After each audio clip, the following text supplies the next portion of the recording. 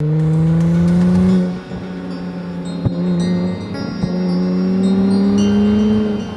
Yuri. I'm Jakub. And we're going for a drive.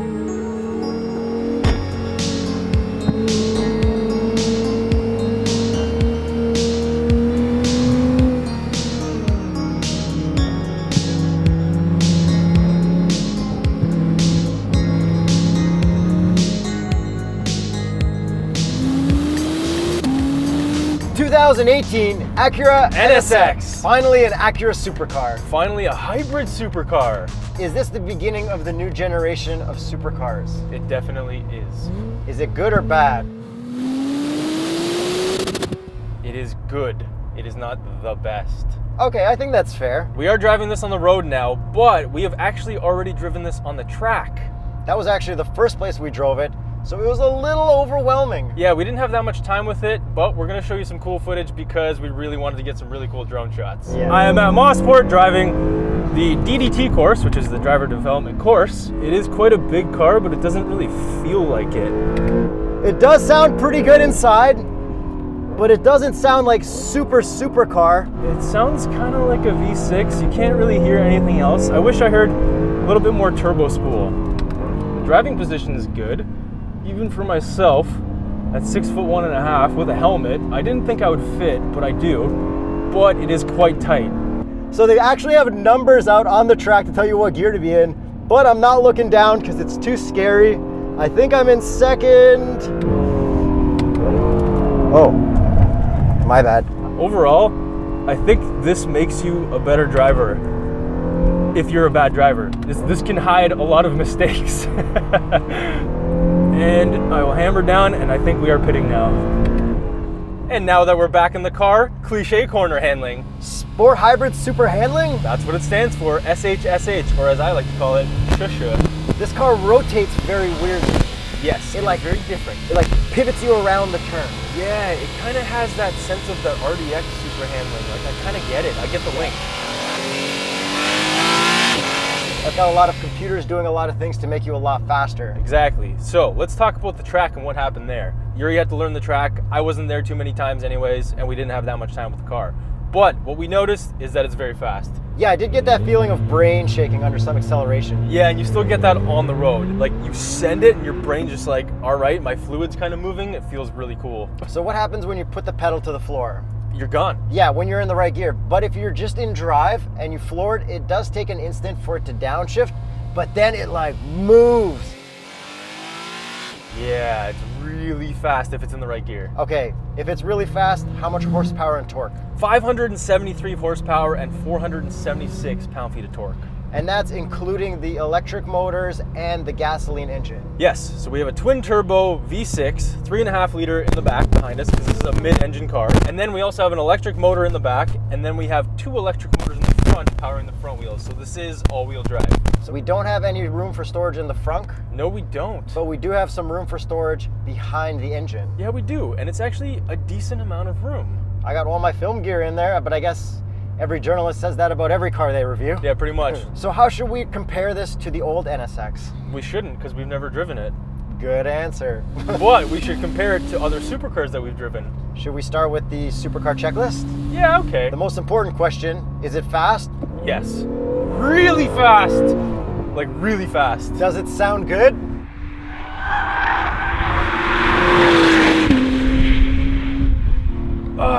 I'm conflicted and I'm gonna go with no. I think it sounds good, but I don't think it sounds supercar good. Okay, fine. I'm gonna go with good, not great. So that's a fail in my books. Box test. Let's find out. It will not fit, so it's a pass. But it'll fit Donnie's lid and Kevsky Pops' lid. Where do you get those? Patreon.com/TheStraightPipes.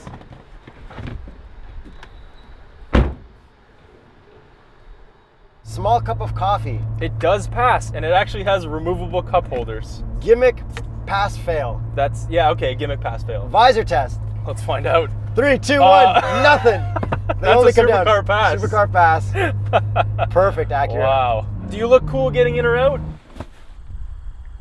But the door handles do pop out when you use the remote, so that's cool. Yeah, that is cool, but it's still not a pass. Does it get a lot of attention? Yeah. So much attention. So much attention. We had an old dude come over and be like, I know exactly what that is. That's so nice. It's the first one I've ever seen on the road. Yeah, we've had a couple people saying, wow, I haven't seen one of these on the road. So like, if you get one of these, next level attention. You know, I don't even think I've seen one of these on the road. I haven't either. This is the first one that I've seen on the road with me driving it, but you driving it, because when I saw it, I wasn't driving it.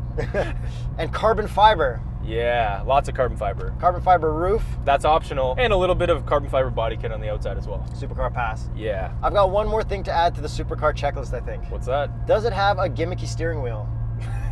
All right, fine. The steering wheel is definitely gimmicky. Extreme gimmick. It is square. But it's actually very comfortable. And it has carbon fiber, so there you go.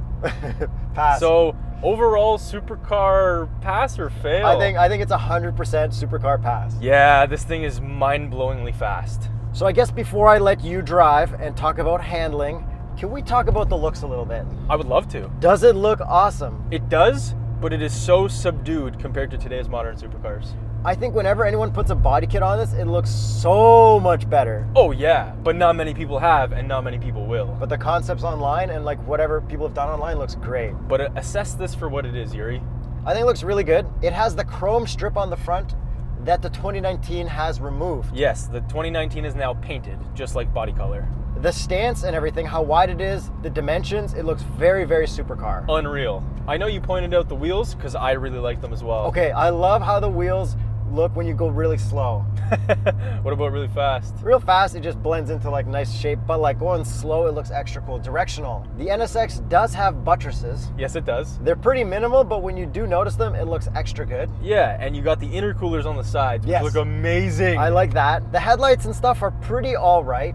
They're definitely Acura. They're not like supercar. The spoiler. What about it?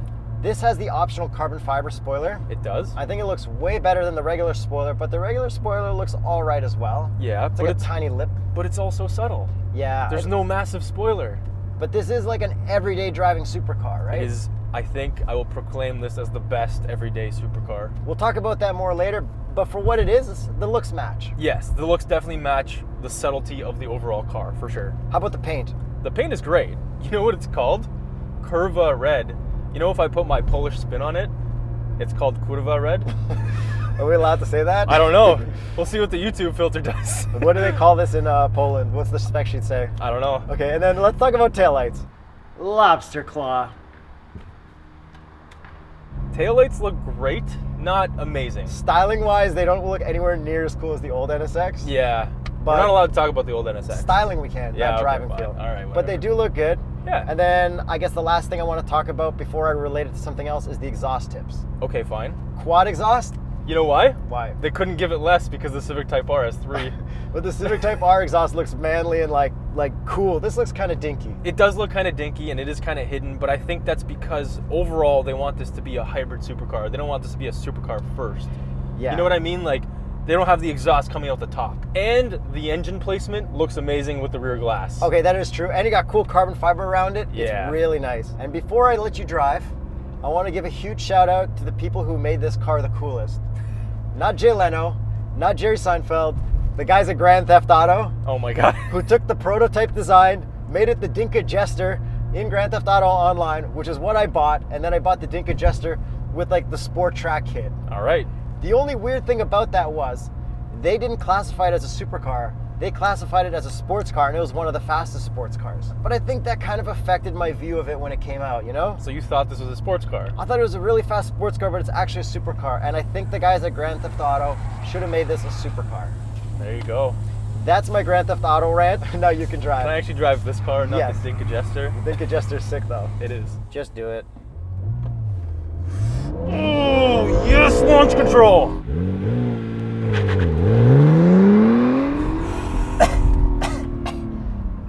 Violent. I feel a little nauseous. It's so fast off the line. 0 to 100 kilometers in 2.7 seconds. And you know how crazy that is? That's 0.1 faster than the GT2 RS in ideal conditions. Exactly. Ideal conditions. I'm glad you pointed that out because this will do this all the time, all day. Because we got the electric motors up front. Exactly. All-wheel drive. Power delivery is instant at any RPM as long as you're always in the right gear. There's no turbo lag. There's no instance of turbo lag, but what I do like is that there's turbo sounds behind my head. It's like if you have the window down a little bit, you'll get a nice Exactly. You hear the blow-off valves. I absolutely love the turbo sounds in this. I don't like the engine sounds. So this does rev to 7,500 RPM, which is pretty fun to have. It's not like crazy like 9,000 like GT3 RS or anything like that, but it's still really, really fun to ring this thing out. Speaking of ringing it out, when you do your launch control, you need to be in track mode. So we have 4 different modes. We have Quiet, Sport, Sport Plus, and Track. So to get into track, you have to hold the dial for like 2 seconds and then it lets you get into track. Okay, let's go back into sport mode. Quiet's too quiet. Yeah, it's way too quiet. Even But it is cool to have. Even Sport Plus is louder than Sport. Yeah, Sport Plus is definitely pretty loud. So let's get into the modes then. It tells you exactly what changes, which is really nice to see, but there is no custom mode. Yeah, so you can't have full powertrain, but different steering and traction on. Yeah, like relaxed steering or something. You can't do that. And since I'm at Cliche Corner, I'm going to put it in Sport Plus, not Track, because the traction is instantly taken off. So I will shift manually with my paddles and really send this thing, and it handles so well. It does understeer a little bit at the limit. Maybe it just feels like understeer. Doesn't it feel like it's helping you rotate If it around? feels like understeer, is it understeer? Yes, thank you. Okay, so the car does understeer, but it does eventually pull you back around like you were about to say. It's like weird electric pulling. So you can drift this. I've seen it in promotional videos. Of course you can. But I've been told it's slightly trickier. If you think we should drift this, let us know. Definitely let us know. And we do have a 9-speed dual clutch transmission, and it shifts lightning. This is lightning. Yeah, I would say it's lightning. It is definitely lightning. You don't seem enthused by that. I think it's because there's less sound. It may be lightning, but it's not thunder. No, it's definitely not thunder. Okay, so thunder is now the audible tone to lightning. Correct. Okay. When we were on the track, I know you want to talk about the gauges, but what bothered me the most is that I didn't know what gear I was in. The gear indicator is way at the bottom and the RPM red line's way at the top, which is nice, but the gear indicator's at the bottom, so I didn't know what gear I was in half the time. Yeah, there's no head-up display, There's none. and it's kind of tricky to see. Exactly. But by sound, it was pretty easy to make sure you didn't redline and you knew when to downshift and upshift. That's right, that did help, but I would like to see a gear indicator higher on my gauge cluster. And this gauge cluster kind of angles back. Exactly, which is also slightly difficult to see. Yes, so let's get into the gauge cluster. Okay, go ahead. For street driving, it's perfect. That's it. For track driving, when you've never driven this car before, it's a lot to take in. It's not perfect. What I do like about the gauges, you've got the big number in the middle, you've got a cool tack that goes around right in the center. And it changes between modes. When you're in quiet mode, it's nice and dark and blue, because blue is electric. When you click right to sport, it moves things open a bit, but when you click to Sport Plus, then the thing rotates and turns red, and then track mode even redder. Yeah, you definitely want to live in Sport Plus, at least for me, because this is so livable in every mode. I would also like to live in Sport Plus. For the record. Yeah, for the record. Track was a little scary because I don't really know what the traction control is going to do. I would love to live in track, but I just don't want to write this car off. Yes, if I owned it, I'd figure it out and then do it. Exactly. And speaking of writing this car off, we can possibly do that in track mode because we are on Continental road tires. When we were on the track, we were on Pirelli Trofeo Rs. There was one point where I didn't know the track and I got distracted by speaking on camera while driving on a track I didn't know very well. Yes, and I this is almost true. went off, but hit the brakes, turned away, no problem. Saved it. So the biggest takeaway that I have from this car, driving it on the track and driving it here, is just how damn comfortable the whole thing is to drive. It is so comfortable. So let's start the interior section off with the best part of this whole car. The seats? The seats. How did you make them so good? I don't know. They're so comfortable compared to all other seats in all other cars. If we're going to compare this to supercars, the most comfortable. I don't know if they're the best because buckets are like really nice to have on the track. But they are buckety, like I'm not moving anywhere. Yeah, for sure. You're not moving. But This is like a lazy boy where every other supercar is those chairs you had to sit on in grade school. yeah. I know what you mean. The hard plastic ones that Yeah. are like the least comfortable things in the world. Yeah. What I also appreciate now and on the track is that everything's padded for my knees. So when I'm sliding around on the track, my knees are so comfortable and I'm not bruised after a track day. And the other thing I like about this interior is the steering wheel itself. I love the shape of it and the grip of it and the steering feel overall. You know what I noticed about this steering wheel? What's that? It's got buttons on it and a lot of other supercars do not. This is true. You've got your regular radio controls, a lot of stuff from like Accords and Civics and stuff. Well, it's not the exact ones, but like the fonts and stuff. Yeah, and like the buttons, like this scroll wheel left and right. True. You're getting a supercar from the reliable company, so they got to use reliable things. Exactly. And you're gonna get a reliable car. That's like the biggest thing that you're gonna get from this. You're not gonna have to worry about it. I actually asked what the service intervals were like, and they're basically like regular car service intervals. They're not something crazy. Like, you don't have to service the hybrid unit every 1,000 kilometers or something like that. So I want to talk about the infotainment and other interior stuff, but before that, from the driver's seat, let's talk visibility. Love it. It is amazing. You can see everything. I feel like I'm kind of tall, but I'm not. It's because I can see everything so clearly, and most supercars, you're sunken in super low, kind of like race car, but this one you're not. You're just low to the ground in general. So now let's talk about the other cool stuff on the interior / not cool stuff. Go ahead, Yuri. Take it away. Can I go infotainment? Take it away. We have the old infotainment from like the Type R Civic. You know, this is a new car. Slightly disappointed, it doesn't have like the new RDX infotainment, but whatever. We've got the volume slider still. Yep. We have Apple CarPlay, Android Auto, which is nice. We have an older style, low resi reverse camera, but it still works. Very low res. Supercar Pass. That's Supercar Pass, true. And what about the satellite radio, Yuri? Well, this one doesn't have the satellite radio, so I don't know if it rewinds or does not rewind satellite radio stations. Yeah, so satellite radio for this car is part of a $3,700 option that this particular one does not have. Come on, Honda, you couldn't give me a unit with satellite radio so I could test it out. I'm gonna find out. I'll see on another model if it can or cannot rewind. I think it can because it looks like the Type R, Yeah, probably. but I can't. We're going with a hypothetical probably. We'll move on from satellite radio because this is a supercar. Okay, we do have settings in the infotainment that lets you start your car in quiet mode. Yeah, which, whatever. Not for me. Yeah. I mean, you could start this car in track mode and it wouldn't be too loud for any neighbors. Right, but it doesn't have that option, unfortunately. Yeah, whatever. No, it's not whatever, Yuri. It's not. Okay, yeah, you are right.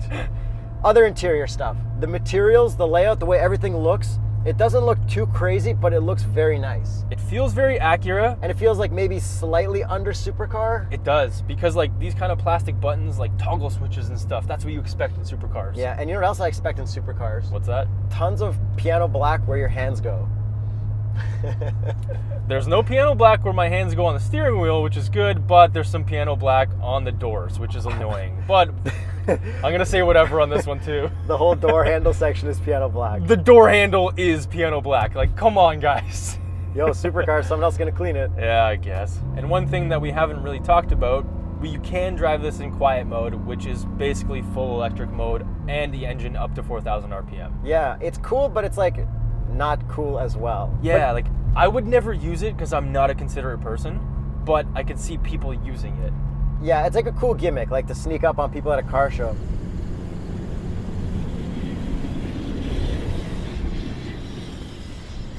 Yeah, like if you're a considerate person, this is a great car for you to own. If you don't want to wake up your neighbors at 6 a.m. every single morning, this is fine. So overall, this is an amazing supercar, the most dailyable possible supercar you can ever buy. I think I need to fully agree with you on that. However, here comes the issue. This is the price. It's the price. Now, the price is very expensive, and there's a lot of competition on the market. A lot.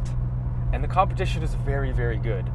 And the competition makes very loud noises, which I really like. So name some competition for this. Audi R8, BMW i8, AMG GTR, Porsche 911 GT3, GT3 RS depending on how you spec it, McLaren 570S, that kind of stuff. Okay, but are any of those hybrid supercars? The BMW i8 is. But is it as fast as this? No, it's not. Not even close. No. So technically, This is the fastest hybrid supercar. and this may kind of be like the first hybrid supercar. This is the future of the supercar right now, and that's kind of the problem. People aren't ready for it, Exactly. and it's not outrageous looking. So even if they were ready for it, the looks aren't really going to push people in that direction. I've officially found the worst angle on this car. That's it. Yeah, like this is straight up the future though. Every manufacturer has basically said all of our next generation supercars and mega cars and whatever are going to be some sort of hybrids. So if you are an early adopter, you will not be disappointed. Like straight up, you will not be disappointed. This car is amazing. It is so fast. Will this kind of be like a legendary car as well? It will be. Yeah? Yeah, for sure. This is going to be legendary. Honestly, we have gotten so much attention in this car, more than most other supercars that we've driven. And like more passionate people. Yeah, no one's been obnoxious. No one hates you in this. That's the other thing. No one thinks you're like a D-bag, right? Yeah. Everyone's like your friend. They're like, man, you have one of these? Can I see it? That's amazing. Like, good for you, man. When you have a Lambo or something like that, I can only imagine people are like, Yeah. I hate you, like straight up, even though if you're a nice guy, like I hate you. So then what is the price? So it starts at $189,000 Canadian. Canadian. Yes, you can repeat that. That's my gimmick. Yeah, it is, I guess. But we are not driving one for that much, obviously, because this has a lot of options. Just under $250,000. So is this car worth it? Yes, but I think there are better cars right now. This is going to be so much better daily driving. In some of those supercars that we've driven, the AC sucks. Oh, this is perfect. This is perfect. You're so comfortable. I didn't even realize that. We drove it on the track on like a 45-degree day. There's no coughing on you. There's no AC. It's just perfect. It's so comfortable. So if you just want a comfortable car that gets a ton of attention. And it is subtle too. It's very subtle, which is kind of the problem. I'm so conflicted with this car. So what are your thoughts on the new NSX? Do you like it? Do you not like it as much as other cars? Have you seen them on the road? Should you buy it? Should someone buy this over something else? I think they should over certain cars if they're a certain type of person. So if you're daily driving this car, have a great time. Don't forget to subscribe, hit the notification bell, patreon.com/TheStraightPipes, and the YouTube join our membership button. Yeah, join our membership because you get a cool little icon beside your name. Maybe the next one will be an NSX. Yeah, maybe. And let's do one final send. You know what? I didn't actually send it that much. So, final send. Oh, it's so fast. Oh, my God. Okay. Okay. Yeah, this should thing's buy fast. this car. Buy this car. Yeah, for sure.